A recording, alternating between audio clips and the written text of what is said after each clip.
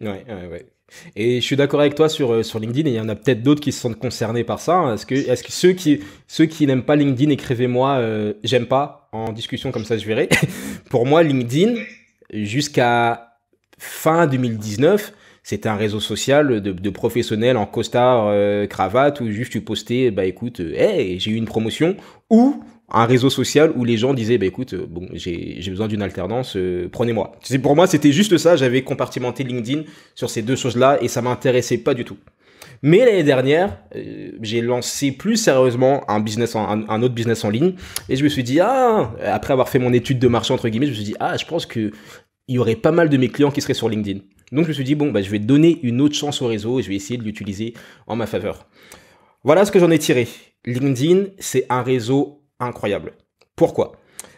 Parce que les gens sont là pour se créer des contacts. Sur Instagram, à la base, c'est un réseau de photographes. C'est un réseau qui est constitué à la base pour les photos, pour les modèles, pour les paysages, pour les couchers de soleil et toutes ces choses-là. Voilà, c'est ça la base des bases d'Instagram. Après, c'est évolué, mais voilà, faut toujours penser à la culture de la plateforme. LinkedIn, ça a été designé spécifiquement pour que les gens se fassent des contacts et pour qu'ils fassent du bif. Voilà. Donc, c'est tout converge vers ça. Et ce qui est intéressant avec LinkedIn, c'est que ça a les avantages du Facebook de 2008-2009, dans le sens où vous pouvez arriver sans n'avoir jamais rien posté de votre vie, faire un post, et votre post, hop, bah, il y a 40 000 vues demain. Et ça, c'est incroyable. Il y a une viralité.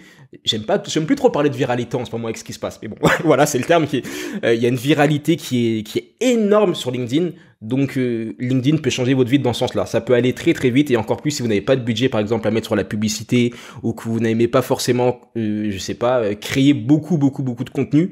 Les choses peuvent aller très très vite avec LinkedIn.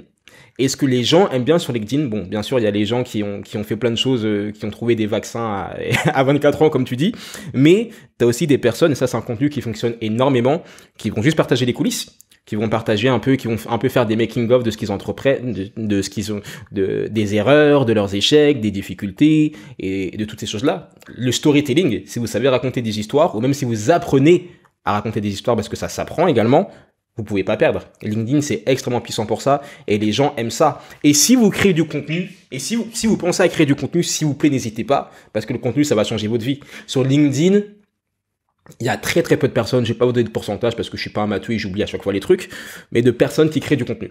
Il y en a très très très peu. Donc déjà, si vous créez du contenu, juste un tout petit peu, même si c'est pas tous les jours ou toutes les semaines, vous vous différenciez de la masse.